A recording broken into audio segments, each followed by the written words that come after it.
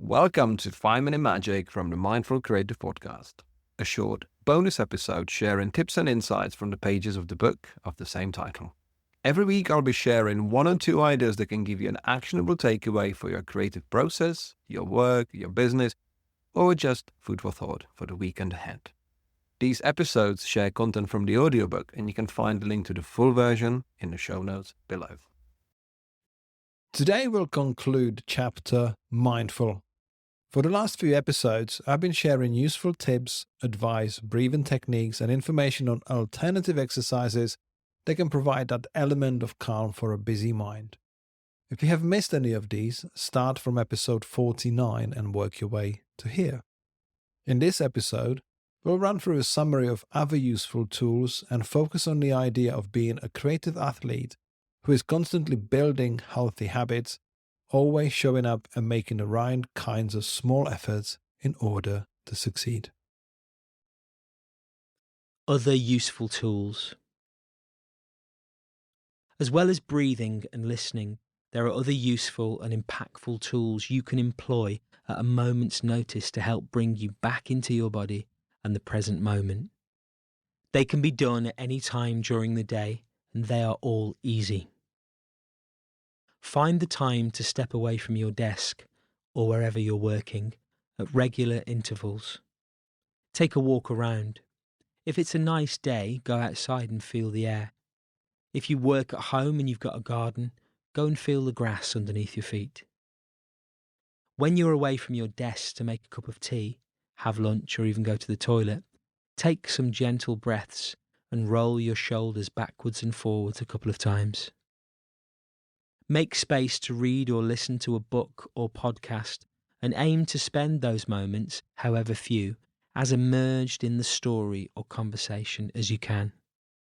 If any frenetic thoughts try to push into your cognitive space, simply observe them and rerun the podcast or reread the page of the book again.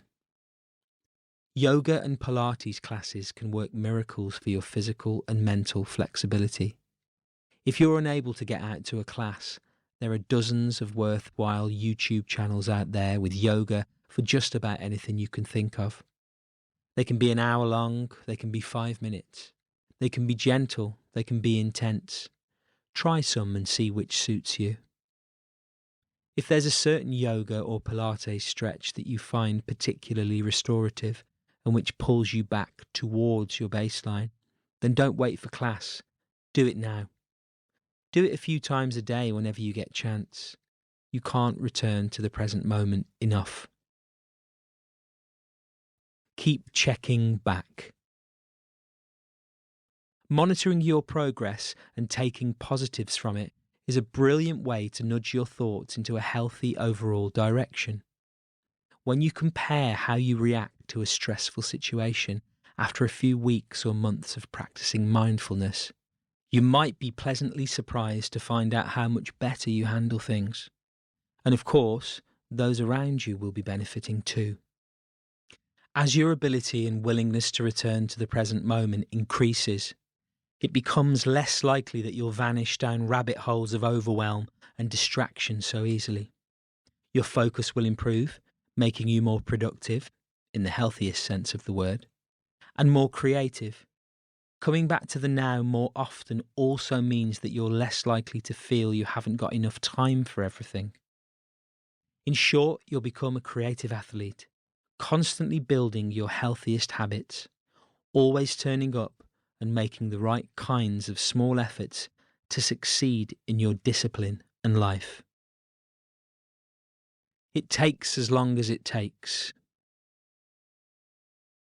The final thing to remember is that everything mentioned here takes time.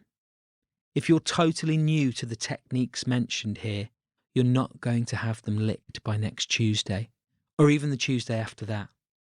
Despite our speed and results-driven society, it's crucial to approach everything mentioned in this section with the understanding that none of it can be perfected, only constantly practiced. It all takes as long as it takes. To reiterate, the techniques suggested here are not sticking plasters. They're approaches you can adopt to gradually improve your state of mind and therefore your approach to your business and creative practices.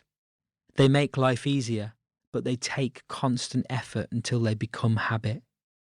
They're also far deeper than I've been able to cover here.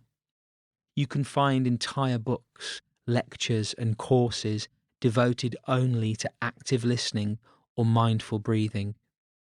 This book is a map pointing out possible destinations, not the destination itself.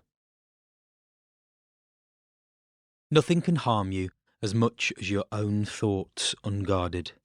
Buddha.